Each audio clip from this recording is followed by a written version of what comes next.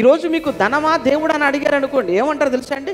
మాకు ధనమే ముఖ్యమండి అంటారు. ధనం ఫస్ట్, దేవుడు నెక్స్ట్ మాకు. ఎందుకంటే యేసుప్రభులు వారు చూశారు, 2000 సంవత్సరాల క్రితం సమాజ పరిస్థితులన్నీ చూశాడు. సమాజంలో మనుషులు చూసి మాట్లాడుతున్న మాట ఆయన ఏమన్నాడు అంటే, ఈరోజు మనిషికి దేవుడితో ఈక్వల్గా ధనం వచ్చేసింది. ఆ రోజు మొదటి శతాబ్దం నాటికున్న పరిస్థితి చూశాడు ఆయన. రెండు ఒకటైపోయాయి, రెండు ఈక్వల్ అయిపోయింది. సిరి అనేది దేవుడితో సరి సమానం అయిపోయింది ఆ రోజు. అందుకే సిరిని కూడా యజమానిగా యేసుప్రభు మాట్లాడతాడు కదా, ఎవడను ఇద్దరు యజమానులకు దాసుడుగా ఉండనేరడు అని మాట్లాడాడు. అంటే దేవుడు, సిరి ఇవి రెండు ఈక్వల్ అయిపోయాయి.